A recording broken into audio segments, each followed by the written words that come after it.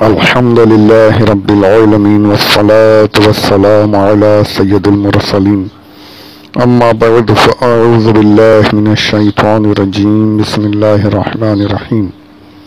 میرے ساتھ مل کر پڑھ لیں الصلاة والسلام علیک یا رسول اللہ وعلی آلک واصحابک یا حبیب اللہ. محترم سامعین السلام علیکم ورحمۃ اللہ وبرکاتہ. 18 جمادی الاخر 1442 ہجری، 1 فروری 2021، یوم الاثنین دوشنبہ، پیر منڈے. پارہ پہلا الف لام میم، سورہ دوسری سورۃ البقرہ، اس کی آیت نمبر 26 شروع کر رہے ہیں آج. آیت پاک پڑھوں اس سے پہلے میں اس کے شان و نزول کے بارے میں چند باتیں عرض کر دوں. تفاسیر میں، تمام تفاسیر میں یہ دونوں اقوال، اس کے بارے میں 2 قول ملتے ہیں. ان سب کا جو خلاصہ ہے یہ تفسیر مظہری میں ایک جگہ جمع کر کے سمجھ لیجئے کہ پورا نچوڑ یہاں پر لکھ دیا گیا ہے، تو وہ میں آپ کی خدمت میں پیش کر دیتا ہوں. اس آیت میں اللہ عز و جل نے مچھر کی مثال بیان کی ہے. میں آگے انشاءاللہ اس کا ترجمہ وغیرہ پیش کروں گا.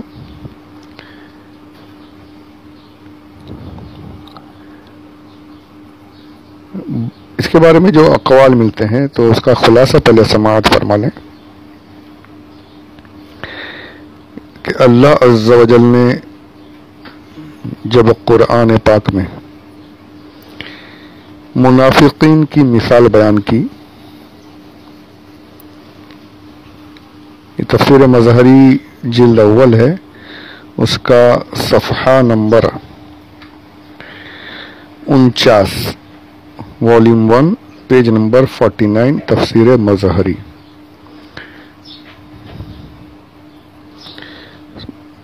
اب تحریر فرماتے ہیں کہ اللہ عز و جل نے جب آیت پاک مثلہم کمثل الذی استوقد نارا، یہ ہم پیچھے اس کی تفسیر سن چکے ہیں.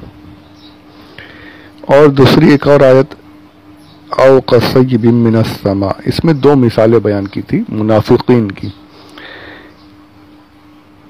مثلہم کمثل الذی استوقد نارا، منافقین کی مثال ایسی ہے جس نے آگ جلائی، پھر اس کے پاس روشنی ہو گئی تو چلتا رہا. وہ ساری باتیں ہم نے تفصیل سے سنی.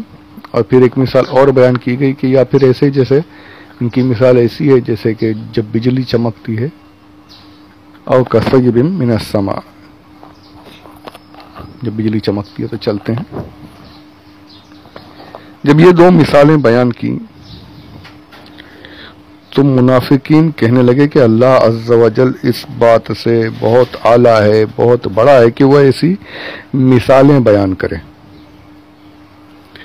یعنی جب ان کی، ابھی دیکھیں نا کہ جب قرآن نے ان کو ہر طریقے سے دلائل سے بھی انہیں خاموش کر دیا، پھر چیلنج بھی ہو گیا کہ اس کی مثل لے کر آؤ، اگر تمہارے اندر علم ہے تو، اس میں بھی ہار گئے، تو الٹے سیدھے بہانے بنانے لگے. یہ تو شروع سے جو باطل ہوتے ہیں، جو غلط ہوتے ہیں، وہ یہی کرتے ہیں، غلط بہانے، غلط حرکتیں کرتے ہیں، یہاں وہاں کی باتیں. تو یہ بھی انہوں نے بھی یہی کیا کہ کہیں سے چل رہی نہیں تھی، تو پھر جب وہ آیت نازل ہوئی تو یہ نیا بہانہ لے کر آئے کہ اللہ تو بہت بڑا ہے، اس کو کیا ضرورت ہے ایسی مثالیں بیان کرنے کی، ایسی مثالیں کیوں بیان کرے.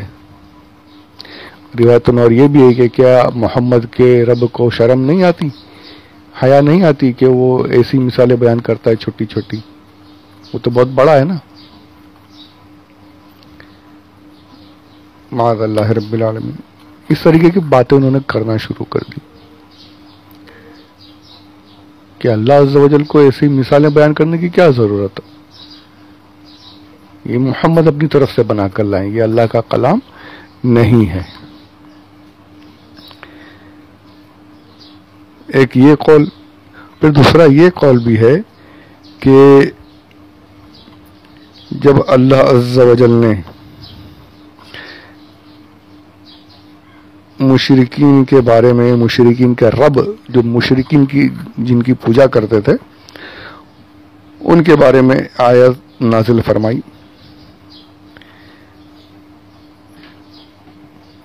وَإِن يُصَلِّبْهُمْ الذُّبَابُ شَيْئًا،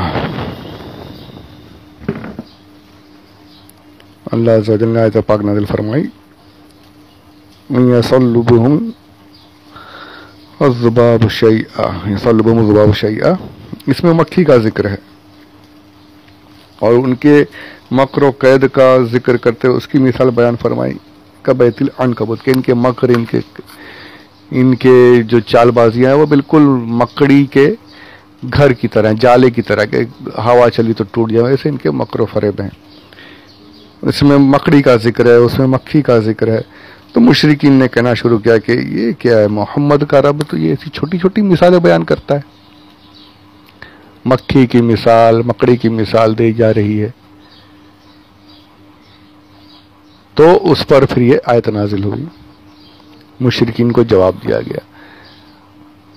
پر اس پر مفسرین نے اختلاف کیا ہے اس قول پر، کہ یہ جو قول ہے یہ صحیح نہیں بیٹھتا، کہ کیونکہ مشرکین کا جو قول تھا وہ اگر مانا جائے تو مکہ میں تھے، وہاں پر انہوں نے اعتراض کیا، جیسے کہ یہ کہا جا رہا ہے اس قول میں، اور سورۃ البقرہ نازل ہوئی مدینہ شریف میں، تو یہ صحیح نہیں لگتا یہ قول۔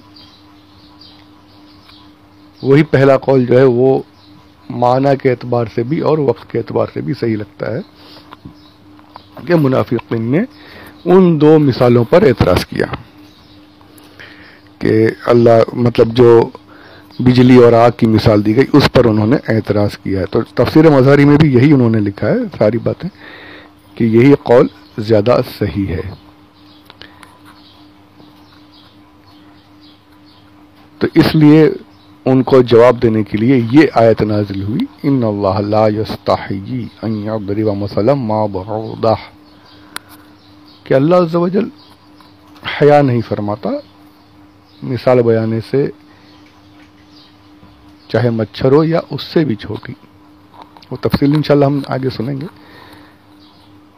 یہ بس ایک بیجا اعتراض تھا، ایک جھوٹا بہانہ انہوں نے تلاش لیا تھا کہ اللہ عز و جل کو کیا ضرورت ہے مثال بیان کرنے کی، حالانکہ خود ان کے اشعار میں، ان کی باتوں میں، ان کے اقوال میں، ان کے جو بڑے بڑے شعراء تھے، بڑے بڑے ادیب تھے، انہوں نے باقاعدہ اپنے کلام میں مثالوں کا ذکر کیا ہے۔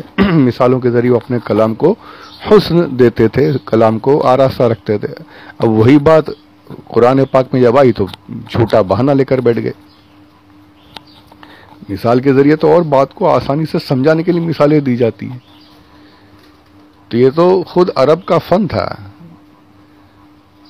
عرب کے لوگ خود اس پر عمل کرتے تھے کہ مثالوں کے ذریعے سے اپنی بات کو اور زیادہ صاف اچھے طریقے سے ظاہر کرتے تھے۔ اور وہی بات جب قرآن پاک میں ہوئی تو ایک غلط بیانی کرنا شروع کر دی، جھوٹا بہانہ ڈھونڈ لیا۔ تو اللہ عز و جل نے ان کا رد فرمایا کہ اللہ عز و جل مثال چاہے وہ مچھر ہی کیوں نہ ہو یا اس سے بھی چھوٹی کیوں نہ، مثال بیان کرنے سے اللہ، اور مثالیں کیوں بیان کی گئی، وہ ہدایت کے لیے، ساری باتیں انشاءاللہ ہم لوگ آگے کے آڈیوز میں سنیں گے۔ تو یہ شان نزول تمام کتابوں میں، تمام تفاسیر میں یہی دونوں باتیں لکھی ہوئی ہیں۔ اس میں سے صحیح قول مجھے بھی یہی لگ رہا ہے کہ مدنی سورہ ہے، تو وہی مدینہ شریف والا جو اعتراض تھا وہ صحیح نظر آتا ہے۔